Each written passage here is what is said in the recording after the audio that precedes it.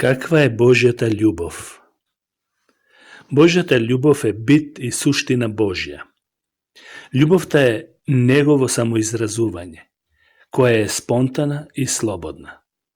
Таа се дава самата и не бара ништо за себе. Содржината на Божјата љубов може да се свати само преку Божите дела. Тоа не е некое апстрактно разбирање да може со труд да се дојде до неа.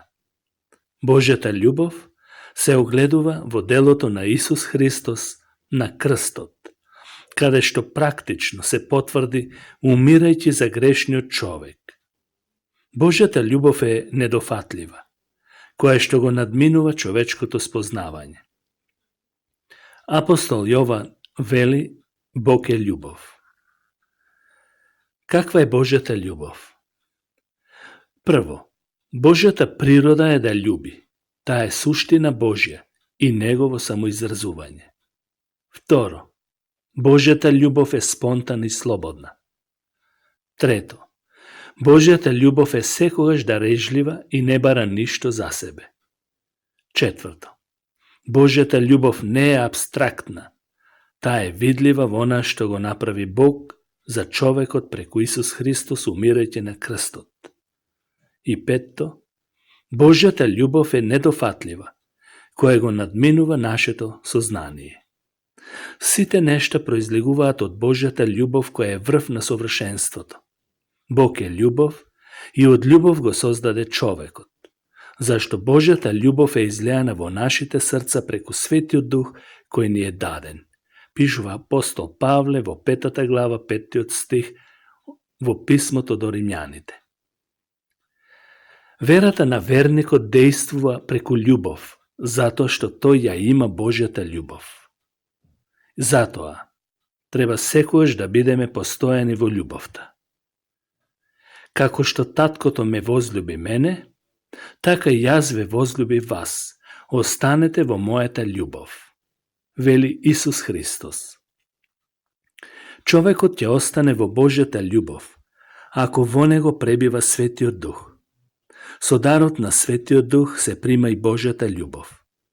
За ова може да читаме во 5 глава од писмото до Римјаните. Треба секогаш да растеме во љубовта. Апостол Павле во писмото до Солуњаните вели: а Господ да направи вие да растете и да изобилувате во љубов еден кон друг и кон сите, како што и ние ја имаме кон вас. Практикувајте ја љубовта. Истиот апостол вели: а за братолюбието нема потреба да ви пишувам, зашто самиот Бог ве научи да се љубите еден со друг. А вие тоа го правите кон сите браќа во цела Македонија. Но, ве молам пак, браќа, да го правите тоа уште повеќе. Живејте во љубов. Истиот апостол во писмото до Ефесјаните 5 глава 2 стих вели: одете во љубов или живеете во љубов, како што и Христос ве љубеше вас и се предаде себе си за нас, како принос и жртва на Бога за благопријатен мирис. Бидете ревностни во љубовта. Апостол Петар вели: откако преку Духот ги очистивте вашите души во послушност кон вистината, за нелицемерно братолюбие, љубете се истрајно еден друг од чисто срце. Љубете нелицемерно. Љубовта нека ви биде нелицемерна. Отстранувајте се од злото и прилепувајте се кон доброто.